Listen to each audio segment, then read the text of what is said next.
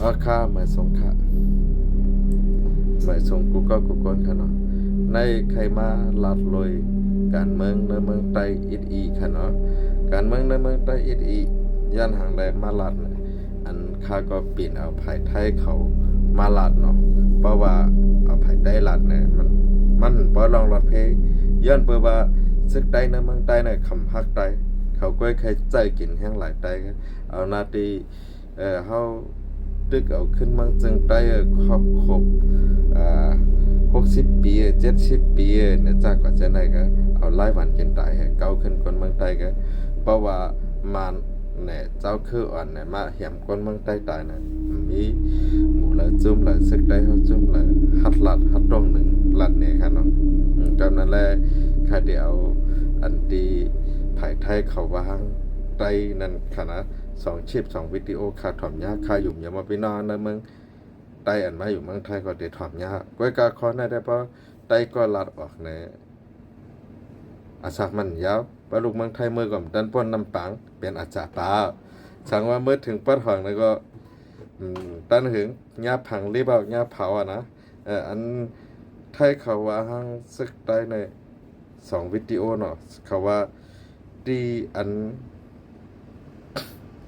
ในใต้ในเนี่ยว่าเขาอ่ำหมอเหตุการณ์เนี่ยว่านะสั่งว่าเขาหมอเหตุการณ์ไหนกว่าเมียขามังกรเห็นเลยขึ้นเอาแล้วมังกรมาสร้างเนี่ยเจ้าคืออ่อนเขาโฮมเจ้าคืออ่อนเขากูเขาเนี่ยว่านะข้อหนึ่งกำในห้ำจุ้มหนึ่งห้ำกว่าอยู่ข้างเจ้าคือจุ้มหนึ่งห้ำกว่านอนพันกลางวันเหยุ่มอเมริกันนั่นเดเฮ็ดคือมาจอยเฮาไลเนี่ยว่ายุคตัวอย่างมันเนี่ยว่าลูกเขาเนี่ยว่าอยู่ลีอยู่ไว้ตีเฮือนเฮาซ้ำกว่ากล่าวกรุงพระราชลาเ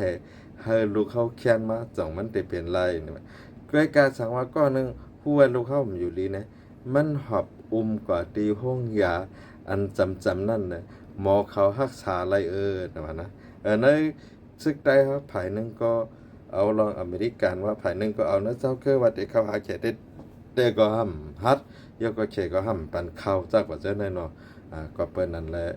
ในก็เลยวนไว้นะในภายไทยเขาว่าห้ำทางวิดีโอโหนึงใต้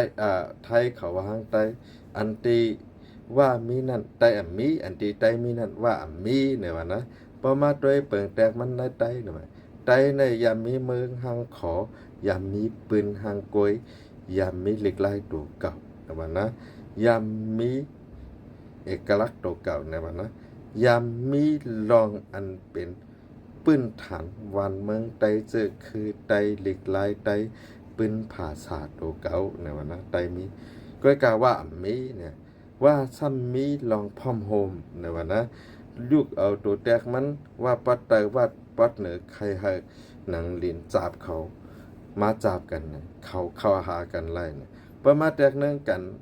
เจ้าเคยไตในเมืองไตแหละเจ้าเคยว่าในเมืองไตเนี่ย5 ส่วน8 ส่วน1 ส่วนก็มีเนี่ยว่านะปุ่งแตกไตมี50เนี่ยว่า10มันก็มีว่าปุ่งแตกไตมี80เนี่ยว่า10มันก็มีเนี่ยว่าประมาณเฉลยแตกเนื่องกันก้อยกะ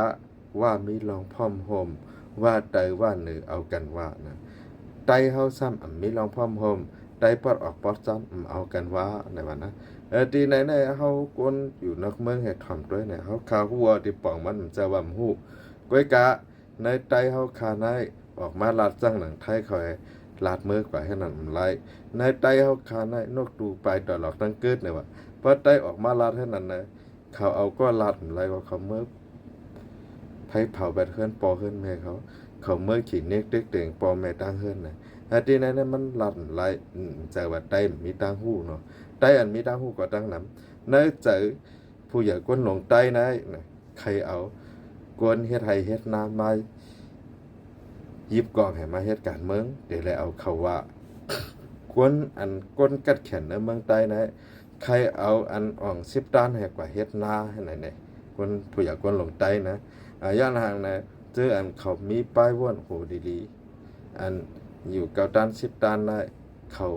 เตเอาป้ายว่นเปิ้นว่าเขาเอาป้ายว่นตัวเก่าว่าเขากั้นกว่าอยู่นั่งในห้องเฮียนจังไหนก็เปิ้นนั่นแหละ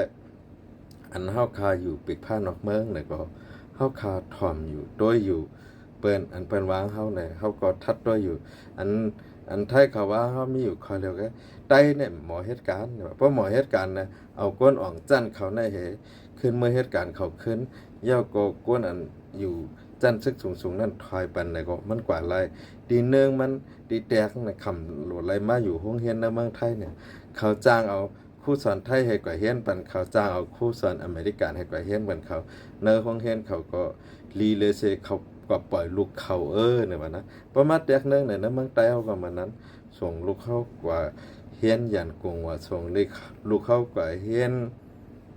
เป็นอุลุนว่าส่งลูกเขากว่าเฮียนมันดาเลแบบนี้กำได้สั่งเขาคาเจอชาว30ก็แหจางครูสอนมาหนึ่งก่อนในโรงเรียนเฮาน่ะกาครูสอนก่อมไรปันนำกาเข้ากาพักก่อมไรปันนำห้ำปลายกวนละวันละส่วนเฮาก็ได้มีปืนหุ่นนำขึ้นมาน่ะในอันเปิ้นวางเฮาน่ะมันใจมันแม่นนะก้อยกาปออยู่ในย่องขับโดดได้เหออกมาลัดมันลัดไล่ค่ะเนาะความทงเปิ้นว่าเอาหนังโตห่มหนังสือเสกาเนี่ยว่ามันให้นั่นไรกันในไตเฮาขาดทั้งสองฝ่ายน่ะคำโลก้นแลดหมายถึงซึกไตเฮาค่ะกว่าเนาะเขาโลก้นเงือเหยกตัวอย่างไว้ก็ขาดเขากล้าขายตีกับแม่แน่นอน1เรือนในไร2แห่งแสนนะก็ยิบกองในคำเอาเฮ็ดการกล้าเขาเอาเฮ็ดก้นยิบกองไปยามเขาก็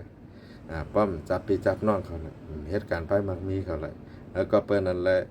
ดีอันเฮาเด็กขึ้นใหญ่เลยอันเฮาเต็มขึ้นใหญ่เนี่ยมันกว่ากันนะเคยย้อนลาดเอาวิดีโอหัวในผักตอนถึงพี่น้องโอ้ยก็เขาขอถ่อมด้วยเนาะในใต้เฮาก็เหมือนกันค่ะอันเจ้อยากขาซึกนั้นพอเปิ้นออกมาลาดเท่านั้นเมื่อมีจันซึกกาหือย่านทางน่ะอันจื้อเปิ้นเฮ็ดเพราะใครตายอยู่หลายเพราะข้านเนาะเหมือนจ้างหนังหนึ่งเฮือนในเจอคืนหนึ่งก็โปเขาลุงเขาปู่เขานายเขานั่นน่ะเนาะหมอนเขาก็เฮ็ดซึกให้ตายในนาซึกเนี่ยพอตายก็ลืมเอาเหมือนควายลืมค้อนในตายเขาบ่ก็อันเหตุการณ์กว่าในตาที่เอากุ่งมุนกันเอาลองตังหลีห่มจมมันยามเหตุการณ์วันการเมืองเนี่ยลืมเอามันจ้างหนังหลายๆก็เพราะว่าลูกในร้อยใต้แรงมาลูกวานให้มาเนี่ยมาถึงเมืองไทยเนี่ยเขายามดึกซึกเป็นกาเฮก็อยู่ในนาซึกนั่นก็อยู่ในตับซึกนั้นลืมเอาลองตั้งอันก็อันยามเฮ็ดหลีตัวเขามาเอาหน้าอกเฮ็ดต่ำเตื้องให้เกียรติแค่เขามายามเป็นขี้คาเขาเฮขิงเป็นรับเป็นนอนเลยรับเลยนอนไปยามมันเขาจะได้เขาลืมอ่ะเขาต้องในอันบันปลายค่ะว่ายากกว่าคอนซ้ำแบดปอตายแบดเนี่ยเขาต้องอันนั้นไงเอาค่ะขยันหลัดในจังไหนค่ะเนาะใจเฉมใจเสียอ่อนกันถ่อมด้วยทัดด้วยค่ะเนาะมาส่งค่ะบ๊ายบาย